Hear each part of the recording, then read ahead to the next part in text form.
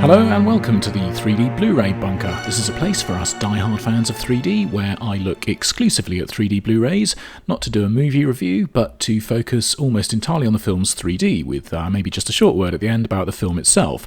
And this time I'm looking at the 2010 Clash of the Titans remake. It's got an aspect ratio of 2.39 to 1, and its 3D conversion hasn't received much praise since it opened at the cinema.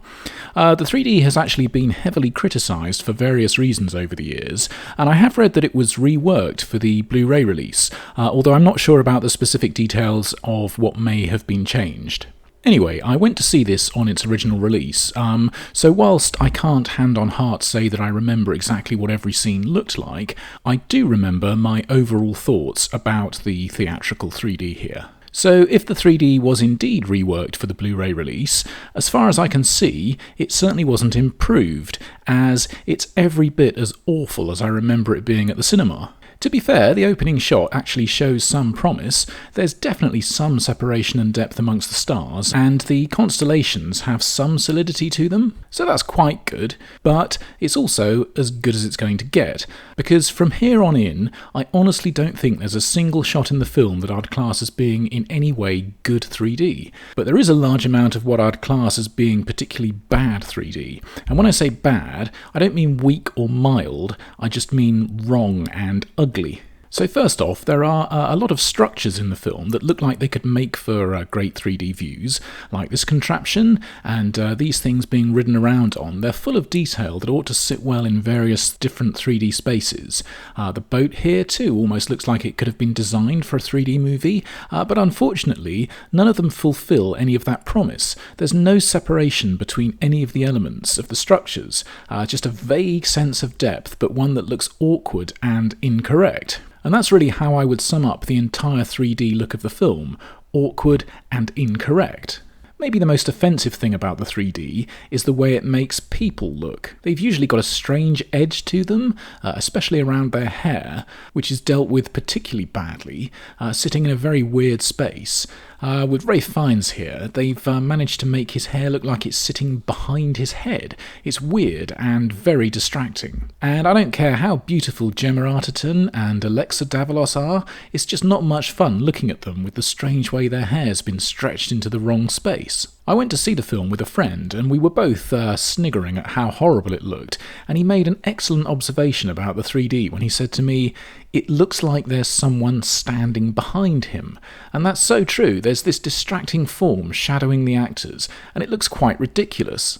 Now, at this point, it's worth mentioning that the Prime Focus team who did the conversion were given just a few very short weeks to work on the film, and the team listed in the credits is made up of just, I think, 15 people, which I've got a suspicion represents the entire team.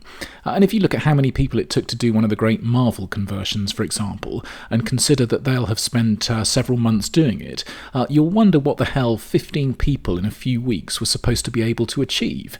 And I've no doubt that all of these are talented people who'd have been very capable of doing a great job on this, and they'd probably have loved to, but they were given an impossible task. I can only assume that none of them are remotely proud of the work that was done, and I definitely don't blame them, and I hope they all went on to do more satisfactory work elsewhere. So this is just full of nasty issues, like the sea here looks wrong. They've somehow managed to make the ocean look like it's not flat.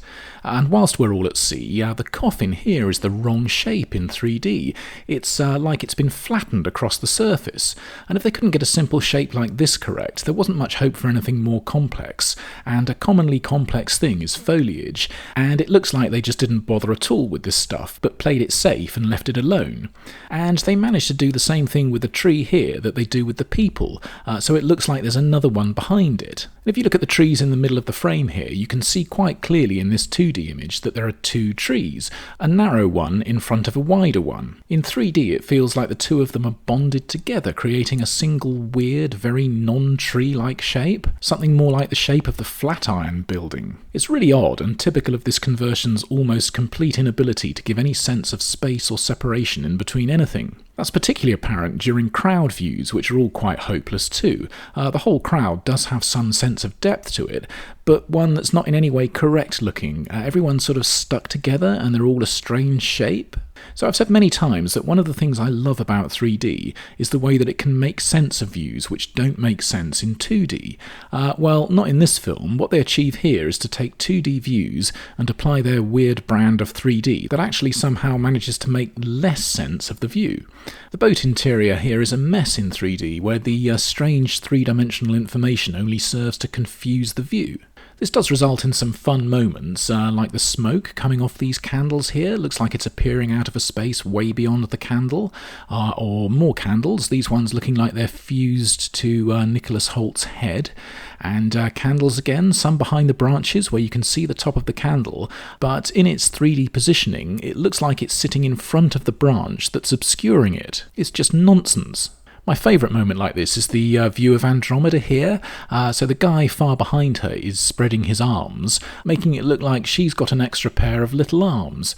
This is exactly the kind of photographic problem that 3D should solve rather than exaggerate, but the 3D in this film creates 1,000 problems for every one it solves. Now, I'm aware that there are maybe some die-hard 3D fans who'll say, the 3D here is not that bad, and it's perfectly watchable. I'm obviously not one of those people, and I definitely do think that it is that bad, and it's a rare example for me of the 3D version being significantly worse than 2D.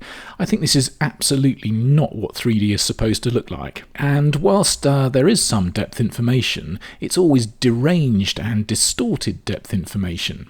When you think that there are 3D photographs that were taken 150 years before this film was made, which offer far superior depth and separation, you have to wonder how things could have gone so badly wrong. Actually, the answer to that is depressingly obvious. Avatar happened, and it took more money than any previous film, so someone hoped to make a very quick buck with this cash grab, or clash grab. But I do feel that this one film put a very heavy dent in 3D's long-term chances this time around, as I'm sure it put some people off for life.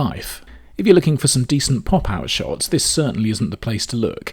Firstly, it wasn't shot as a 3D film, so moments that could have offered some pop-out often weren't filmed that way, like the scorpion's tail coming through his shield here, or much worse, this significant moment when Perseus gets his magic sword, but there's certainly no magic to the 3D in this scene. There are a few shots when things are held out towards the camera, but they don't offer anything much in the way of satisfying negative parallax, so these views don't look the way you might want them to. Maybe one of the better bits of pop-out is when the Stygian witches hold out their eye. This occasionally looks acceptable, and dare I say it, not bad. So great, there's one quite okay shot, but then brilliantly we get the view through this one eye, and for some reason it's in 3D, or at least in this film's weird style of 3D. There was a chance for a moment for that poor overworked conversion team to take a 5-minute break maybe, go and have a cigarette, go and have a cup of tea, do some bloody thing other than serve up more dreadful 3D, but inexplicably they pressed on regardless here and gave us some tortured depth in a shot that shouldn't have even had any. Views of people high up or falling tend to be 3D money shots in most films, but obviously not in this one. So Andromeda hanging high up here doesn't really appear to be very high up in 3D space, or these guys falling aren't really separated much from their doom below, and similarly being spiked on the scorpion and lifted aloft ought to offer a good view, but there's nothing very three-dimensionally interesting about the way this shot's worked. There's a slow motion shot with the scorpion and some debris which does work, so to be fair, this is definitely one of the best views in the film. And there's a top-down view on some gates which last about 1 second and is actually okay. I think it's the same gates in another view though that look very unimpressive when they ought to be offering some noticeable 3D effect. And the same goes for views of people behind bars. This almost always works as a quick bit of fun 3D composition, but not here. It's all such a shame because the production design is not only sumptuous, but well suited to 3D. The room here has a design with all sorts of possibilities, but the 3D never comes close to capturing the shape and volume of anything. I say the design is suited to 3D, although the frequent shaky cam and rapid editing often aren't. Unsurprisingly, none of the distant city shots offer anything in the way of hyperstereo. I wouldn't have expected them to, but it's worth mentioning, just in case you hoped perversely that this was one thing they might have done well. Or here's a piece of foreground structure, middle ground Andromeda, background big old Kraken, and there's virtually no separation between them. In case I've been beating around the bush, I hate the 3D offered in this film.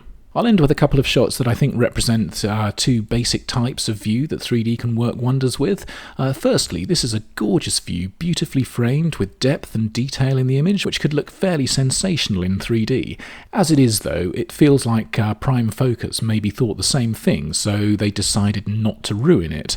So they not only left it untouched, but they also left this as a 2D image with zero parallax, so it sits unmolested and flat at screen level, and as such is probably the nicest shot in the film. The second type of 3D is the pop-out shot, obviously, and this could have been one of 3D cinema's great views. Medusa's head held out of the screen, snakes crisscrossing each other, darting back and forth across the Z-axis. It could have been great, but depressingly, if obviously, it's utterly useless.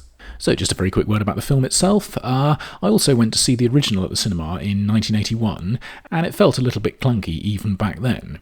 I do love the charm of Ray Harryhausen's stop-motion work, but it had become a little bit dated by the time of this one. And not only that, and I don't think this is too sacrilegious, but I don't think it was exactly a classic. So I've got no problem with a remake, and I did actually quite enjoy this version. And if you've seen the original, you should get a good laugh from a very funny moment that directly references the clunkiest thing about it. So when I mentioned earlier that some 3D fans regard this as entirely acceptable stereo work, but I regard it as an objectively unacceptable mangling of 3D space, I'm sure similarly there are film fans who would say that objectively this is not a good movie, and I'm sure they could cite a bunch of good enough reasons why it's bad. But like those 3D fans, I'm happy to accept it for what it is. It's quite a good fun sword and sandal adventure. I mentioned that it looks great, some really nice design, some good effects, and it's got a fantastic cast with Neeson, Fiennes, Jason Fleming and Mads Mikkelsen overdoing things nicely,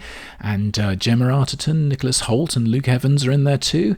And whilst I don't think Sam Worthington has classic screen presence and charisma, I do think there's an Aussie charm about him, and I like the guy. I also like the way when he was asked to address the historical inaccuracy of his buzz cut in the film, his reply was, yeah, well, I don't think they had any flying horses back then either. Sorry about the accent. It's a simple enough romp, but that's what this type of film always used to be, a breezy hour-and-a-half adventure that comes to a satisfying, albeit predictable enough conclusion. So I think books are probably going to be written about why 3D failed this time around, and there are all sorts of reasons, but I think that any such book might well have a chapter titled Clash of the Titans. So I hope you found this in some way useful, and if so, I hope you'll join me again soon for another 3D Blu-ray review. Until then, thanks for looking in on this one, cheers for now, bye bye.